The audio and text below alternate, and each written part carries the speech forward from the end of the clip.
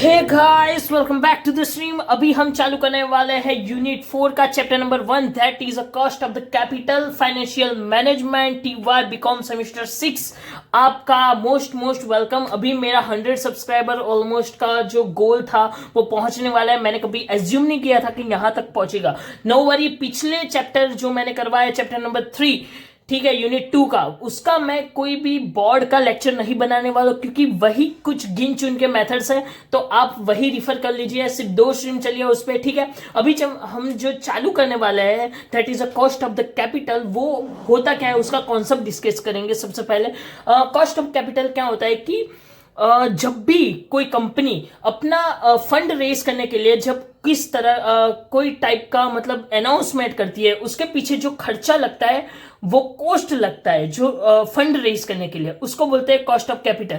जैसे कि हम कोई एग्जांपल ले ले कि शायद डिबेंचर इश्यू कर रही है, ठीक है, कंपनी, तो उसके पीछे कुछ प्रमोशन करना पड़ेगा, ये सब वगैरह करना पड़ेगा, या फिर फाइनेंशियली कुछ मतलब लीगल परमिशन लेनी पड़ेगी, ये सब उसके पीछे जो खर्चा लगेगा, ठीक है, उसको कॉस्ट ऑफ कैपिटल बोलते हैं। जैसे कि अगर डिबेंचर हमने 100 रुपीज की फेस वैल्यू का इश्यू किया है और उसका हम एक्चुअल में 10% का डिस्काउंट देके 90 रुपीज में दे रहे हैं, ठीक है, और उसका रेट ऑफ रिटर्न अपन दे रहे हैं 10%, और उसके पीछे जो खर्चा लगा है वो है 2%, राइट। तो टोटल हम दे रहे हैं उसको 12% का हमें रिटर्न जिसमें मिलेगा, ठीक है। क्या बोल रहा हूं, ध्यान से सुनना। 90 रुपए का जो डिबेंचर है, हम पब्लिक से पैसा ले रहे हैं, उसके पीछे हमें 12% का रिटर्न कहीं से भी एटलीस्ट 12% करना पड़ेगा। 10% हमें इंटरेस्ट देने के लिए और 2% जो हमारा खर्चा हुआ वो डिबेंचर इश्यू करने के लिए, उसके लिए, ठीक है। तो कुछ भी तरीके से जो फाइनेंशियल मैनेजर होगा उसको उस तरीके से सोचना पड़ेगा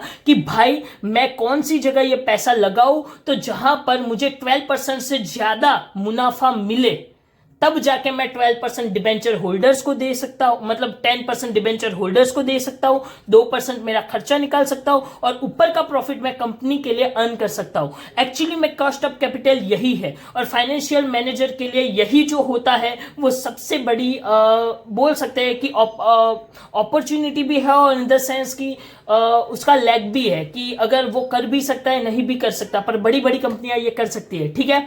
आज के ये जो हम चैप्टर चालू करने वाले यही कॉन्सेप्ट है। बाकी आप इसकी जो थियरी है वो पढ़ लीजिएगा। शायद ये 14 मार्क्स का जो चैप्टर है उसके अंदर ये दोनों जो चैप्टर है, अभी मैंने कैपिटल बजटिंग नहीं करवा मैनेजमेंट अकाउंट में, वो करवाऊंगा, तो इसका जो चैप्टर नंबर 2 है वो भी कवर अप हो जाने वाला है, ठीक है ब्रदर्स। तो आज के लिए इतना ही, मिलते हैं डायरेक्टली स्ट्रीम पे। जय हिंद, जय भारत, जय गुजरात, ठीक है। होप शो आप प्रिपरेशन अच्छी कर रहे हैं। Thank you so much guys, मिलते हैं डायरेक्टली स्ट्रीम पे। कॉस्ट ऑफ कैपिटल वैसे तो बहुत बड़ा चैप्टर है, तो आज हम चालू करेंगे कॉस्ट ऑफ डिबेंचर इश्यू, मतलब डिबेंचर इश्यू करते हैं तो उसके पीछे की कॉस्ट कैसे काउंट कर सकते हैं, ठीक है। तो कॉस्ट ऑफ डिबेंचर के अंदर 2 चीजें हैं, दैट इज रिडीमेबल और इरिडीमेबल। उसके अंदर भी 2 चीजें हैं, that is before tax and after tax. Before tax, after tax, ये है उसकी फॉर्मूला। आप देख सकते हैं I + X divide by half F + P × 100। X कैसे फाइंड करेंगे, तो X ऐसे 1/n F - P, ठीक है। ये सब क्या है, X F P, ये सब क्या है, तो I का मतलब इंटरेस्ट रेट, F का मतलब फेस वैल्यू, P का मतलब issue price, and number of years, T मतलब टैक्स रेट, ठीक है। जो सम के अंदर ये सब बहुत कुछ दिया ही होगा। और ये है इरिडीमेबल डिबेंचर होता है, तो उसका बिफोर और आफ्टर टैक्स कैसे फाइंड करते हैं, इन दोनों का एक शॉर्ट टू रिमेंबर आपको बता देता हूं। सिर्फ इतना है कि ये सेम टू सेम फॉर्मूला है, ठीक है, ये सेम टू सेम फॉर्मूला है पीछे की, सिर्फ दोनों के अंदर आफ्टर टैक्स के अंदर 1 - T ऐड हो रहा है। देख लो, I/P, इधर भी I/P, सिर्फ 1 - T ऐड हो रहा है दोनों में, ठीक है। तो चलो चलते हैं डायरेक्टली सम पे। सम है पीछे ही मैंने लिख के रखा है, कॉन्सेप्चुअल सम, कि उसके ऊपर से हम सम कर सकते हैं, ठीक है। ओके, तो पहले मैं आपको बता देता हूं कि आप डिफरेंस कैसे फाइंड करेंगे रिडीमेबल और इरिडीमेबल के बीच में, ठीक है। तो रिडीमेबल का मतलब क्या होता है कि कभी भी हमें वापस देना है, और इरिडीमेबल मतलब कि लाइफ टाइम रखना है। तो लाइफ टाइम के अंदर तो कोई टाइम पीरियड नहीं होता है, ठीक है। तो मतलब कि जब भी हमें अंदर सम के अंदर जब टाइम पीरियड दिया हो तो उसका मतलब हो जाता है वो है रिडीमेबल। और जब टाइम पीरियड नहीं दिया हो और वैसे दिया हो तो उसका मतलब हो जाता है इरिडीमेबल। अदरवाइज अगर स्पेसिफिक बोला होगा कि ये इरिडीमेबल है। ठीक है, चलो अभी चालू करते हैं डायरेक्टली कंसेप्चुअल सम पे। That is a company has issued 10 years issued for 10 years 8% debenture of rupees 100 each at a 4% flotation cost. Debenture issue of rupees 10 lakh. Rate of tax is 50%. Calculate the cost of debenture. ठीक है, तो सबसे पहले तो हमें पूरी की पूरी चीजें अलग रखनी है। 10 years मतलब कि n इक्वल्स टू 10 years हो गया। ठीक है, 8% मतलब rate of interest 8%, that is I equals to 8%। Okay, बाद में 100 ईच का मतलब कि फेस वैल्यू है 100, तो F इक्वल्स टू 100 रुपीज। ठीक है, अभी हाँ, P का मतलब था इश्यू प्राइस। ठीक है, तो इश्यू प्राइस कैसे मिलेगी, तो P मतलब कि जो खर्चा लगा, ठीक है, उसको माइनस कर देंगे। मतलब 100 रुपीज का शेयर है फेस वैल्यू, उसमें 4% फ्लोटेशन कॉस्ट, मतलब अपना खर्चा 4%, तो माइनस 4%, तो मिला 96 rupees.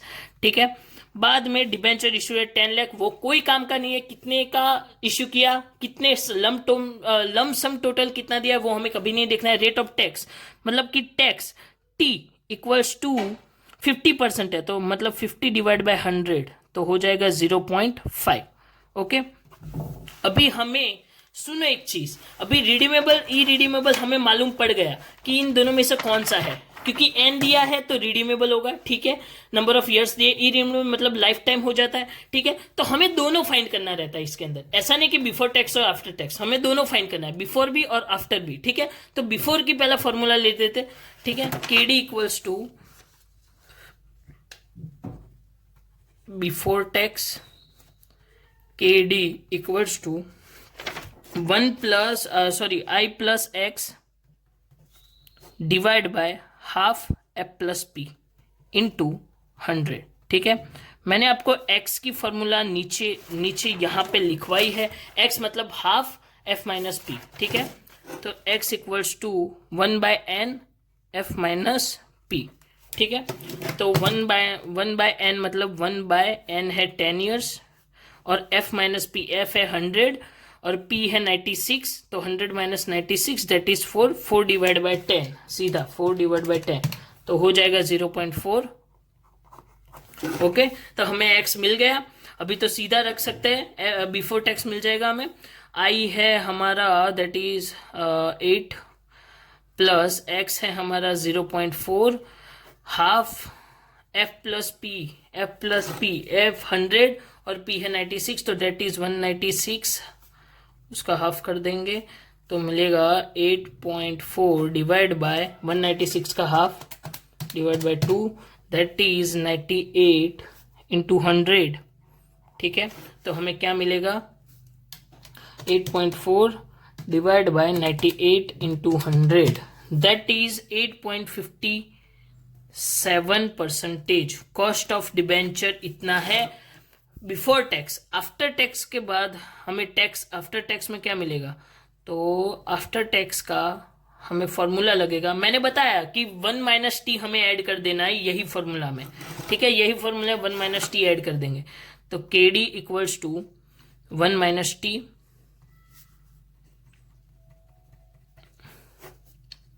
Half F plus P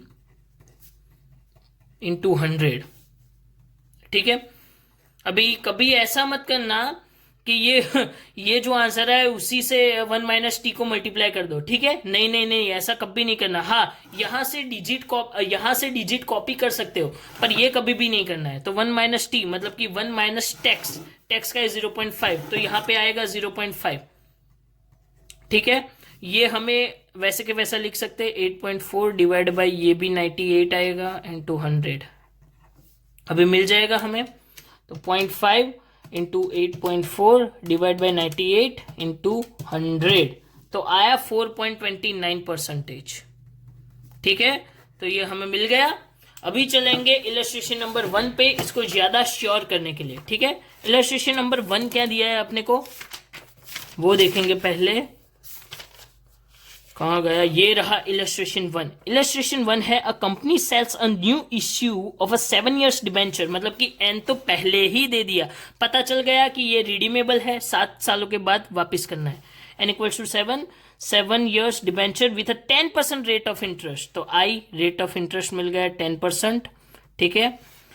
बाद में क्या बोला है, price of 93 to raise at the price of a 93 to raise of 5 lakh, the face value of the debenture is 100, मतलब face value है 100, उसका इश्यू प्राइस है 93, मतलब कि 7 रुपीज खर्चा हुआ होगा, राइट, और टैक्स है 50%, तो t equals to 50 divide by 100, तो हम सीधा लिख सकते हैं 0.5, ओके।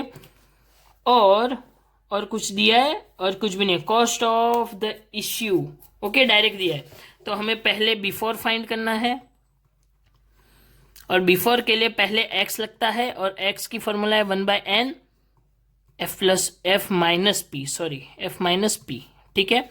तो 1/n मतलब 1/7 f - p, तो वो 7 आ जाएगा, तो इधर आएगा 1, x हमें मिल गया 1, ओके। अभी चलते हैं फॉर्मूले पे, बिफोर की formula that is i plus x half f plus p into 100, ये सब फॉर्मूला का चक्कर है, फॉर्मूला याद रखिएगा, हो जाएगा आपका।